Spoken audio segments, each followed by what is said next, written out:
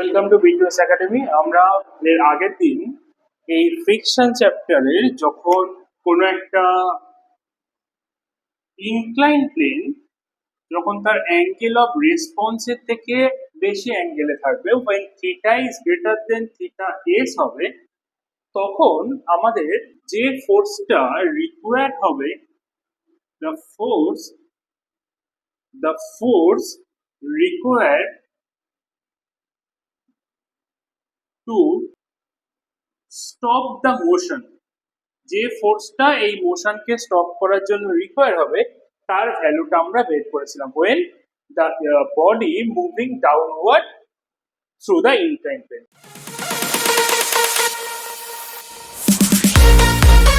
এবারে আমরা যেটা করব নেক্সট ডেরিভেশন, সেটা হচ্ছে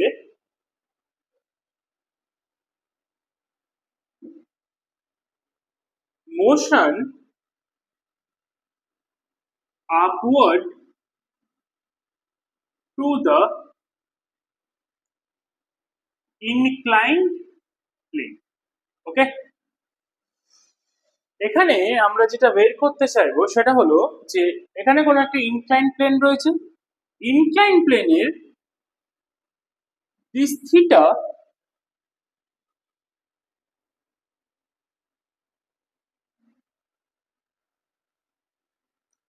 is greater than theta s।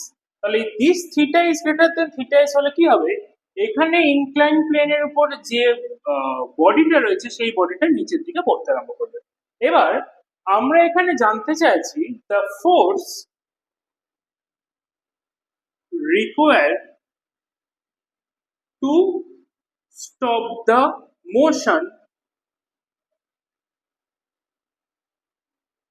when force is applied upward direction. ঠিক আছে, আপওয়ার্ড ডিরেকশনে কোন ফোর্স অ্যাপ্লাই করলে এই মোশনটা স্টপ হবে, মানে ডাউনওয়ার্ডে যাবে না, মোশনটা আপওয়ার্ড ডিরেকশনে হতে শুরু করবে। ঠিক আছে, তার মানে আপওয়ার্ড ডিরেকশনে আমাকে জিরো অ্যাক্সিলারেশন পেতে গেলে যে ফোর্সটা রিকোয়ার্ড হবে তার ভ্যালুটা আমরা এখানে বের করব। ওকে,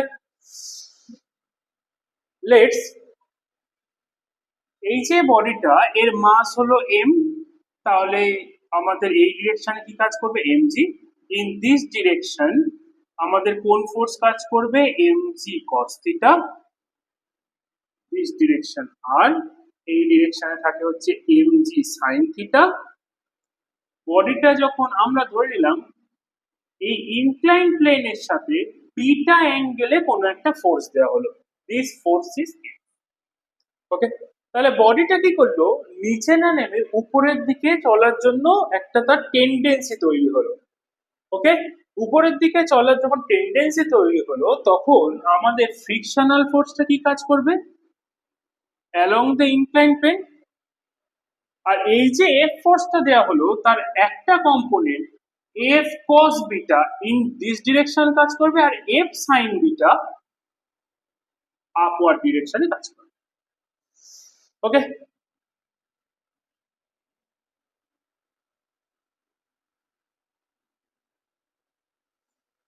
তাহলে আমরা যদি দেখি কি হচ্ছে, ফার্স্ট হচ্ছে mg cos of theta should be equal to r plus f sin beta, কারণ আমাদের আপওয়ার্ড ডিরেকশনে কি রয়েছে, r রয়েছে আর f sin beta রয়েছে। ওকে, আর আমরা যদি along the plane আমরা যদি ইকুয়েশন অফ মোশন লিখি,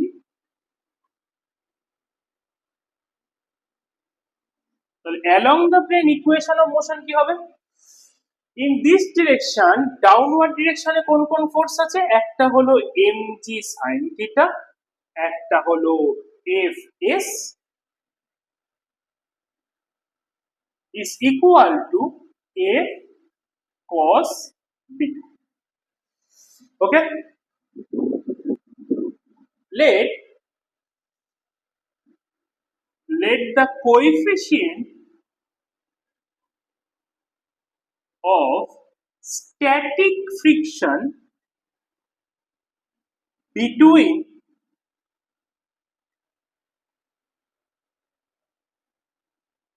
surface and the block is mu s. ওকে, তাহলে এখান থেকে আমরা কি পাবো, mg, এটাকে আমরা ইকুয়েশন নাম্বার 1 ধরলাম আর এটাকে আমরা ইকুয়েশন নাম্বার 2 ধরলাম। তাহলে mg sin theta plus mu s into r should be equal to f cos theta। আচ্ছা, এখানে আমাদের আমরা স্ট্যাটিক ফ্রিকশনটাকে কেন নিলাম, এখানে কেন আমরা কাইনেটিক ফ্রিকশনকে নিলাম না?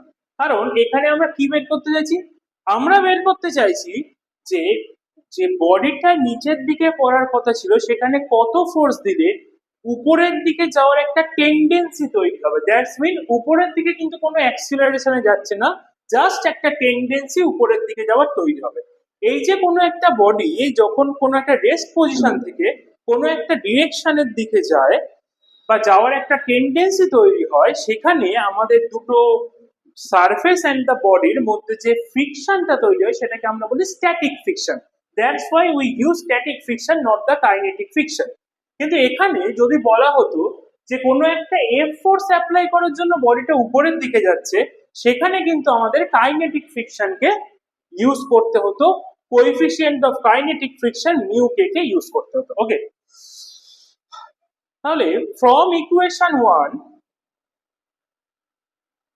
এটাকে ইকুয়েশন নাম্বার 3, তাহলে ফ্রম ইকুয়েশন 1 থেকে আমরা কি পাচ্ছি, r is equal to mg cos theta minus f sin beta।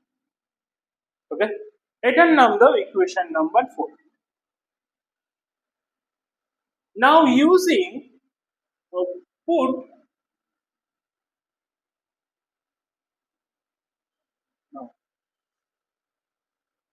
the value of r in equation 3। in equation 3 তে আমরা r এর ভ্যালু পুট করছি। তাহলে এখানে আমরা কি পাবো, mg sin theta plus mu s mg cos theta minus f sin beta is equal to f cos।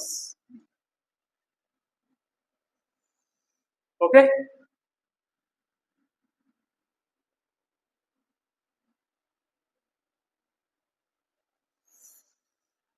তাহলে আমরা কি পাচ্ছি, mg sin theta plus mu s mg cos theta minus mu s f sin beta is equal to f cos beta। তাহলে আমরা যদি f গুলোকে একটা দিকে নিয়ে চলে যাই আর বাকিগুলোকে অন্য দিকে রেখে, তাহলে কি পাবো, mg, আমি এখান থেকে mg কমন নিলাম, তাহলে কি থাকবে, sin theta plus mu s cos theta which is equal to f cos beta plus mu s f sin beta।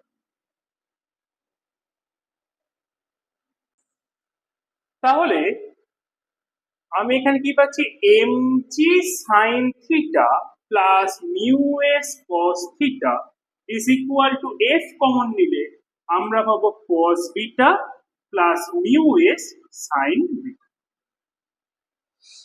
ওকে, এবার আমরা এখানে মিউ এস এর ভ্যালুটাকে রিপ্লেস করব tan থিটা এস, কারণ আমরা যখন স্ট্যাটিক ফ্রিকশন দেখেছিলাম সেখানে দেখেছিলাম the coefficient of static friction is equal to, আমরা পেয়েছিলাম tan theta S.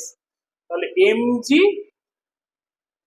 sin theta plus tan theta s cos theta is equal to f cos beta plus tan theta s sin।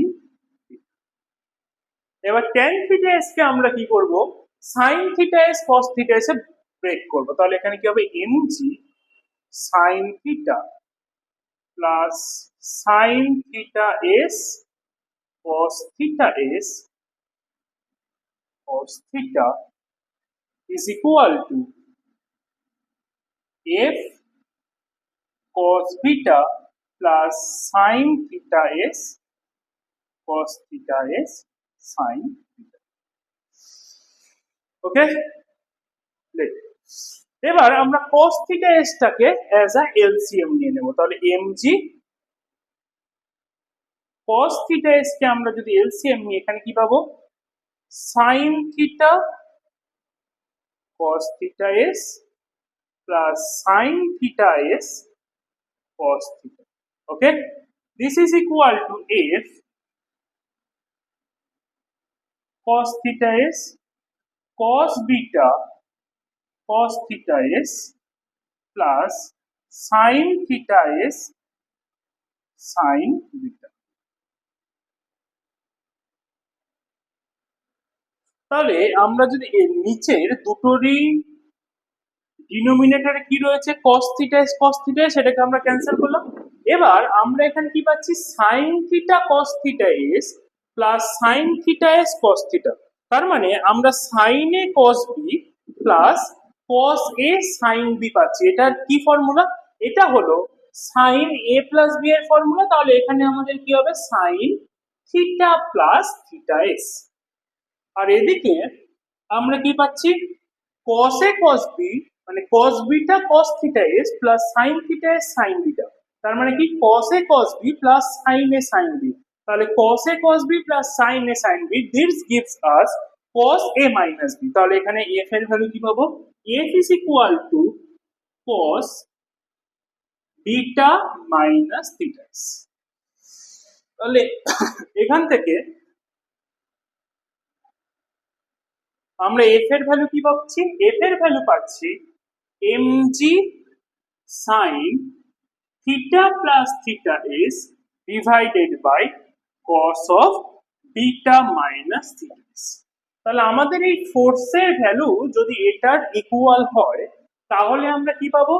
তাহলে এই theta greater than theta S হওয়ার জন্য আমাদের যে বডিটা নিচের দিকে পড়ে যাচ্ছিল, এই অ্যামাউন্টের ফোর্সটা কোনো একটা বিটা অ্যাঙ্গেলে যদি আমরা প্রোভাইড করি আপওয়ার্ড ডিরেকশনে, তাহলে বডিটা কি হবে? বডিটা নিচের দিকে পড়ে যাবে না, এটা আপওয়ার্ড ডিরেকশনে যাওয়ার একটা টেন্ডেন্সি তৈরি হবে। ওকে, তাহলে আমাদেরকে এই ফোর্সটা দিলে বডিটা নিচে না গিয়ে আপওয়ার্ড ডিরেকশনে যাওয়ার টেন্ডেন্সি তৈরি হবে। এটা কিন্তু আপওয়ার্ড ডিরেকশনে কোনো অ্যাক্সিলারেশন নিয়ে যাবে না, just a tendency.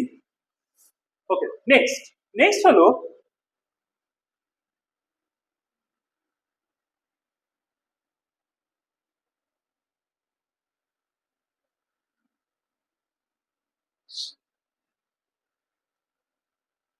if beta is equal to theta s।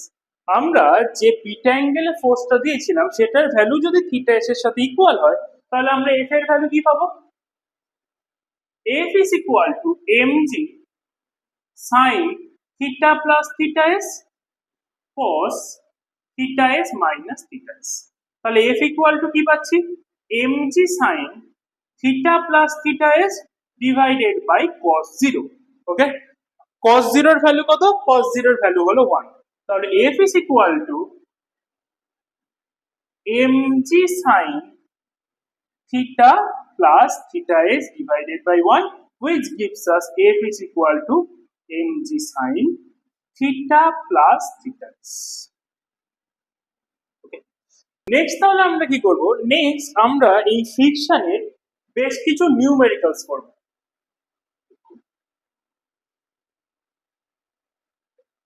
Numericals, তাহলে ফার্স্ট নিউমেরিক্যালস কি? A block of mass 1.5 kg placed on a rough horizontal surface. তাহলে কি হলো? একটা রাফ হরাইজন্টাল সারফেস রয়েছে, এখানে একটা মাস 1.5 কেজি এটাকে প্লেস করা হয়েছে। এরপর কি বলেছে? is pulled by a constant horizontal force 1.2 kgf। আমরা ধরে নিলাম এই দিকে f is equal to 1.2 kgf force দিয়ে এটাকে পুল করা হচ্ছে। তাহলে ফার্স্টে যেটা আমাদের জানতে হবে সেটা হচ্ছে this f is equal to how much Newton. 1.2 kgf is equal to 1.2 g Newton. Okay, this kgf is the gravitational unit of the force. তাহলে গ্র্যাভিটেশনাল ইউনিট থেকে আমাদের যদি এসআই ইউনিটে নিয়ে যেতে হয় তাহলে এখানে আমাদের কি করতে হবে, জি দিয়ে মাল্টিপ্লাই করতে হবে। তাহলে ফোর্সের ভ্যালু আমরা কত পেলাম, F is equal to 1.2 g Newton. এবার কোন একটা বডিকে আমরা যদি এই ডিরেকশনে ফোর্স দিই তাহলে ইন দিস ডিরেকশন আমরা কোনো একটা অ্যাক্সিলারেশন পেতে পারি, ঠিক আছে। তাহলে যদি আমরা এই ডিরেকশনে ফোর্স দিই এক্স্যাক্টলি তার অপোজিট ডিরেকশনে কি হবে, আমাদের একটা ফ্রিকশনাল ফোর্স হবে, ঠিক আছে। এখানে আমার একটা কোয়েশ্চেন আছে, সেটা হচ্ছে আমি যে বললাম অ্যাক্সিলারেশন পেতে পারি, is there is any condition যেখানে আমরা ফোর্স দিলেও অ্যাক্সিলারেশন পাবো না, সেটা আমাকে কমেন্ট করে জানাও, আমি তোমাদের কমেন্টে অ্যান্সার দিয়ে দেবো। যে ফোর্স অ্যাপ্লাই করলাম কিন্তু আমরা অ্যাক্সিলারেশন পেলাম না যখন এই বডিটা placed on a rough horizontal surface, এটা কোন কন্ডিশনে হতে পারে সেটা নিচের কমেন্ট করে জানাও। তাহলে আমরা কি পাবো, তাহলে আমরা এখানে যদি ইকুয়েশন অফ মোশন লিখি,